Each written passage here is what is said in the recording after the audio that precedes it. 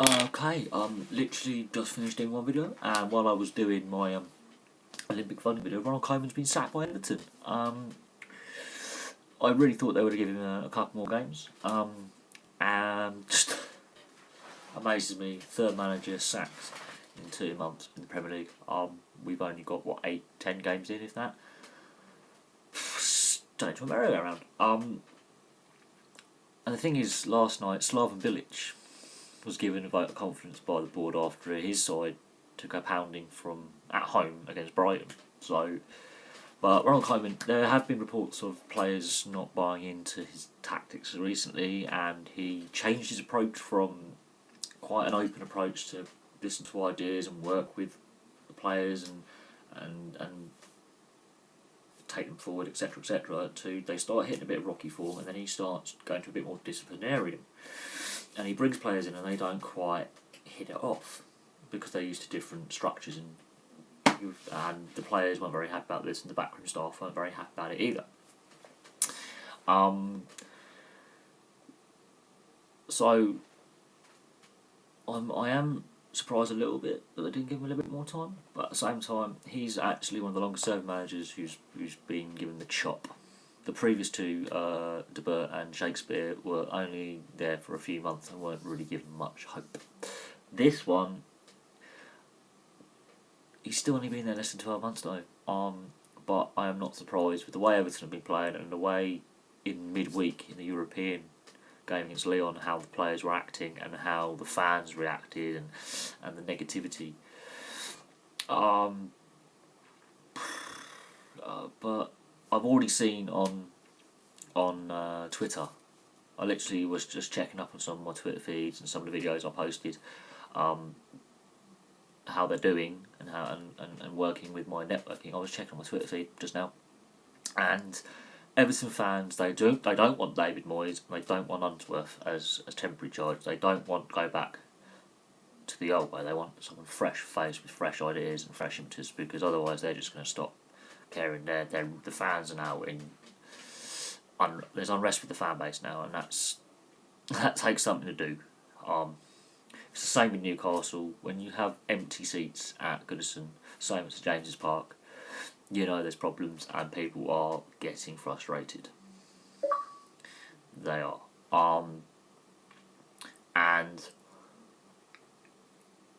But at the same time, the way it goes now with football, or soccer if you want to be American, we'll do that for our American Canadian cousins across the Atlantic. With the way the sport is now, the longevity of managers is a rare thing. And I've been very critical of Arsenal over the previous couple of months, and very critical of Wenger and some of his selections, but he won that game that caused the sacking of Ronald Koeman. He won 5-2. And the Arsenal side at the moment it's not a good side. They're average. The way the Premier League's going at the moment, with teams like Newcastle and Tottenham actually performing, and Watford performing better than Arsenal, even though the points are actually quite close. To be fair, at the top it is quite close. Man City are obviously getting away with it, but the rest of them are all quite close. The way that other teams are performing, even if they're losing, even Bournemouth, who are in the bottom three, are performing quite well. The players buy into what Eddie Howe is about, and he's a long-serving manager of that club. He's been there a while. Mark Hughes at Stoke, there are some issues there. They might need some fresh voices and may need a few transfers. I think Stoke might and should get out of it. They are skilled enough to get out of it. Tony Pierce at West Brom, he's a very experienced manager. They will be stable. So you look at some of these managers who've been at their clubs for a while now, and they've got their imprint on their clubs. The players seem to buy into that. They've had a long time to work with someone who's, in tune with the club and what the fan base want and what the owners expect, and they've been reasonably successful with what they want to achieve. Arsenal, they've had the same manager now for 21 years. It is also no coincidence that they've won multiple FA, League and League Cup titles. They won the FA Cup multiple times, especially in recent times. The League Cup, although go back a bit, and the Premier League, they have been able to win trophies. The fact that Wenger's also got them to a Champions League final in that time as well. We should not dispute this. They might have lost that final against a very good Barcelona side, but they came very close to winning. If they had won that final, what would have happened to Messi and co? That is the point of the question. So even though Wenger hasn't won the league in a while, he's done well in every competition he's entered. He's been with that club for 22 decades. It's no coincidence that Arsenal have been reasonably successful and have never not qualified for Europe. It's the first season they've been outside the Champions League since he's been there. And they're still in Europe. So they're in the same competition as Everton. They're top of their group. Everton, bottom of their group. How many managers has Everton had since Wenger has been at Arsenal? 5, is it? 6? They've gone through 7 managers since the Premier League era started. Now 8. Whoever comes in with the 8th manager since Wenger has been at Arsenal. Now, for Premier League standards, that's not a lot of managers. David Moyes was there for nearly a decade. So for half the time, nearly, or a third of the time the Premier League existed, David Moyes has been the manager of Everton. So he was there a lengthy period of time. So sometimes you have to keep faith, because Alex Ferguson nearly got fired several times from Man United before he won his first trophy. His first couple of seasons, United was still not the team they used to be in the 70s. In previous decades, they were actually much like Arsenal are now. The nearly boys, they're getting there, they're just not quite there. And they almost fired him multiple times. The owners kept faith. He then repaid that faith with probably the most glittering managerial career you could possibly have. Pep Guardiola, eat your hats. That is how good he was. He'd been good at Aberdeen as well. So he'd gone from a winning mentality in a winning club in Europe and in domestically in Scotland, in Aberdeen.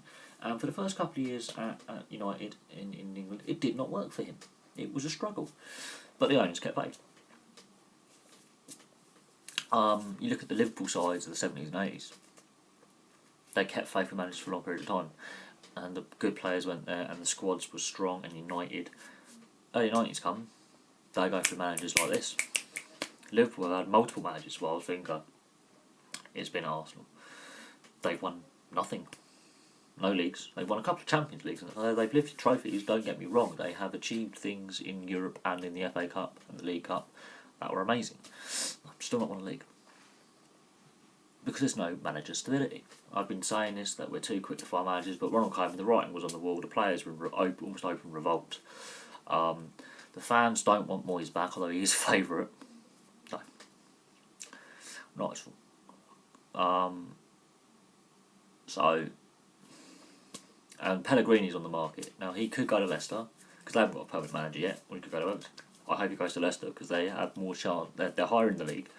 The players want to play for the system that is implemented, and Pellegrini's very similar tactics to Ranieri and Shakespeare. He would be a better fit. They're an up-and-coming team. They have obviously recently won trophies, unlike Everton. In fact, Leicester have actually won more trophies. I think they won 3 trophies since Everton last won the FA Cup. They won 2 League Cups and in the late 90s, and they won the Premier League. Everton have won nothing. So, this is the problem. And they kept Martin O'Neill for a lengthy period of time as well. They have management stability, they win a bit of silverware. This is the issue with football. Give a manager a season, it doesn't work, it's a struggle. Give him 2-3 seasons, he can turn it around. Keep faith. I don't know who replaces Koeman. I don't know what the players... Under Martinez they couldn't defend. Under Moyes they were too defensive. And were a decent side. They really were a decent side, but that was it. They were decent. They weren't league winners, and they weren't cup winners, and they weren't challengers for titles. They were just there. They got lucky and won FA Cup, got to a final. They could have won that. That's another what could have been. So you look at it, and oh god, my TV's doing stuff now. You look at the struggle there is. Who replaces Koeman? Who replaces him? Where do Everton go and what direction do they want to take the club in? Because Bill Kenwright just looked like he was about to kill himself in that stand yesterday. He was just head in hands, grimacing. It's not good. So Koeman's gone. I'm not overly surprised. I feel sorry for him, but at the same time, he started off brightly and it was going really well and the players were buying in. They hit a bit of rocky form. He becomes a draconian, iron-fisted, rigid, doesn't want to listen to outside advice, treats them like kids. Adults don't like being treated like kids. He's lost the dressing room. So he cost his own job, I think. The players are not happy. You can see that. The fans don't want to go back to Moyes because his career's gone downhill rather than up. He's gone down rather than up. He's completely blown it. Maybe Allardyce could be an option, but he's voiced that he wants to go back into national management with the United States, possibly. He's put his foot forward for that. There are managers floating around who are out of work at the moment. But it does need a new direction. Because I fear Everton could get relegated. They came close not that long ago, in 96, 97. 10, 20 years ago, they almost fell out of the Premier League. So it has happened where they've been in a position before, but they kept faith in the manager back then. So we shall see what happens. All is not well at Goodison. I don't know who replaces Koeman.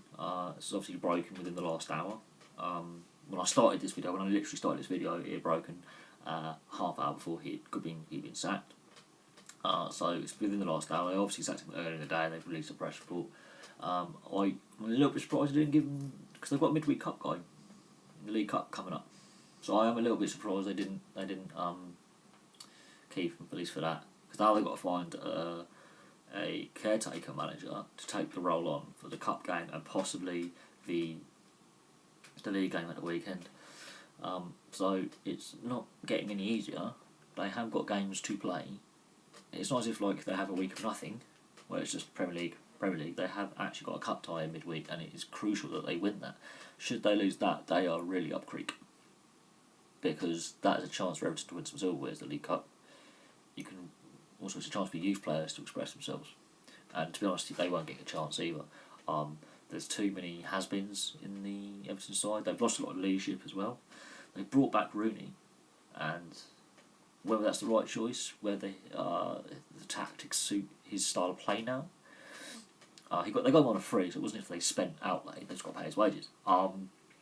We've brought in a few other players, and they haven't really clicked at all. Nothing has clicked. They haven't got going. So I want you to please like and subscribe. This is my viewpoint. This is my reaction to it. It's more of disappointment, really. I'm not overly surprised, but 3 managers in 3 months is a little bit hasty for me. It's 1 a month, so the season's 9 months long. I expect 6 more managers to go at the rate we're going. We are going to have more. I see Mark Hughes and Slaven Bilic being both under pressure. They're the 2 next for the chop, I believe. Most likely Mark Hughes.